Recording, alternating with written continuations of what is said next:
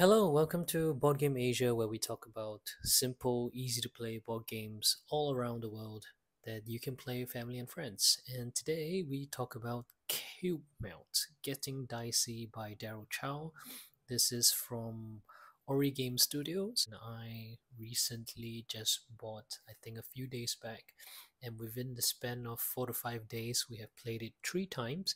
It doesn't sound like a lot, but in our busy schedule, being able to play these games, it's it's quite a lot. Okay, now I didn't fall in love with this the first time I saw the design, but my wife insisted on buying it, and the moment I read this, it emotionally I just got hooked.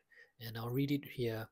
Life is short, even shorter if you are an ice cube. Cube Melt won't last long beyond the freezer, but off he goes anyway, living life to the fullest and leaving a trail of positivity before turning into a puddle. After all, who truly recognizes the value of time more than an ice cube melting under the sun? Join Cube Melt in cherishing every moment. So, so there's something about this that made me relate very well. And there's also comic strips at this side of the box. It's just a nice little thing that you can do while you play the game, or while you're waiting for your friend's turn. So I really enjoyed. I haven't found any videos online that teach it, so I thought to do a quick video to share with you more about this game. The components are very straightforward, they're very simple. It plays for up to 5 players. It's a dice rolling push your luck game, and this box that they designed actually works really well as a dice box. It can be a bit noisy for some people. Personally, I like it. I'm set up right now for a two-player game, and your objective, you're an ice cube, basically. You are a tiny, cute little ice cube. I think this is you. Ta-da! Yeah. So this little ice cube over here, the objective of the game is you're trying to either get the heart or the star all the way to 20 on the score counter. So heart represents love and star represents adventure. So the game ends when any player reaches 20. Whether it's the heart or the star, once you reach 20, you basically win the game. Now, this little ice cube represents you. If you melt along the way and you come to 0, the game also ends, and I think you lose immediately. Okay? So on your turn, it's quite straightforward. You have this dice. You're going to roll the dice, and let's talk about the objective. The objective is to get the hearts and the stars so that you can advance your hearts and stars. So this is basically what you expect from a dice rolling game. But the hook here is that the majority goes to your opponent. So let's say this is rolled for this player. The majority right now is the hearts, and this will go to the opponent. This will go to the other player. The remaining dice is for you. So in this case, the opponent will move by 3, and you actually melt 2, and you get 1 star. Okay, something like that. Yeah. Now, you don't have to accept this row. Okay, let's reset. So your first row, you get a chance to re-roll.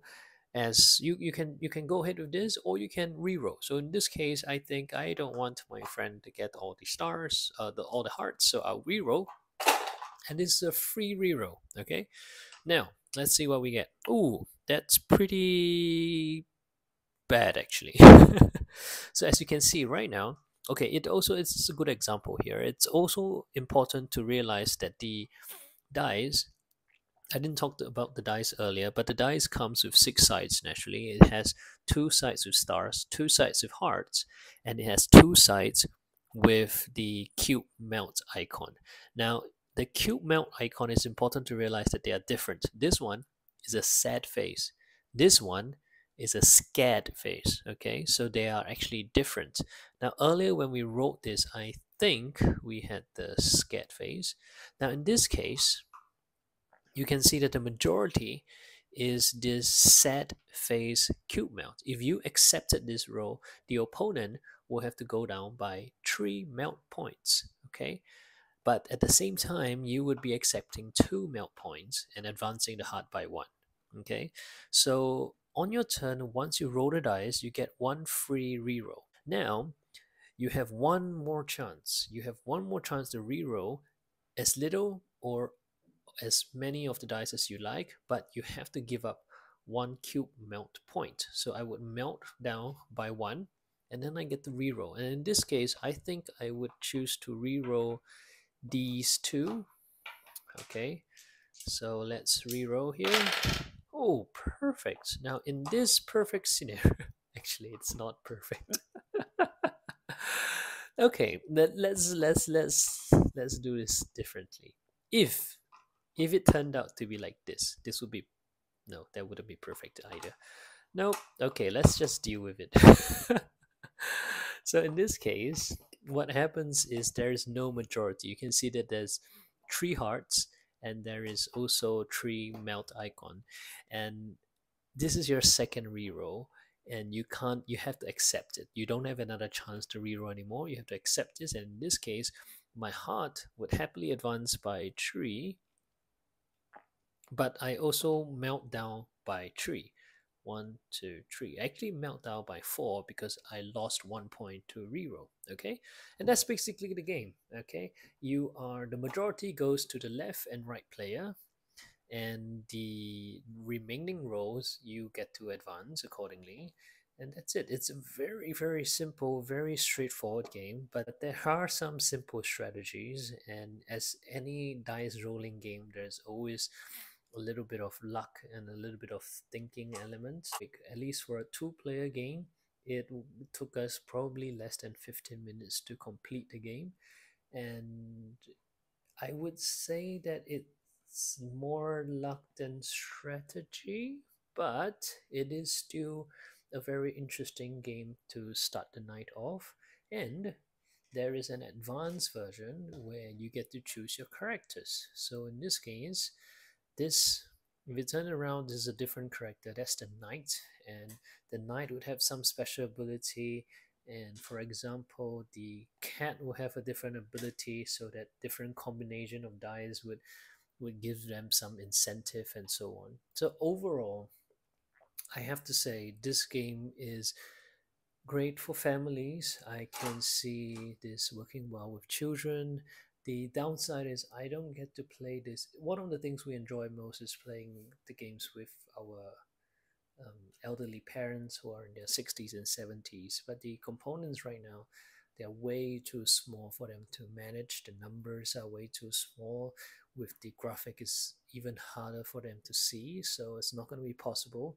But naturally, of course, 60 to 70-year-olds are not their target audience. And with their target audience in mind, I think this game is great. It comes in a tiny, tiny little box. It is thematic enough for people to not say that theme is irrelevant. It just so happens that this looks like an ice cube as well. It's easy to play, and it's interesting enough for you to play at least a few times. So, in my personal opinion, this is a great one to have, especially because most of the friends who play with us are non-gamers. They don't really enjoy games that are too complex, and they're always looking for games that are easy, simple to understand, and everybody loves a good dice rolling game. So I would recommend this mostly because of the theme, the emotional hook about the ice cube melting, and maybe we would do a separate gameplay video, but I think it's quite straightforward. Anybody watching this video should have a good idea of how to play. You may have a few questions, and the instruction sheets actually would probably explain it quite well if you come across any discrepancies. But overall, I recommend it. Feel free to buy one when you see one. Okay, thank you for watching.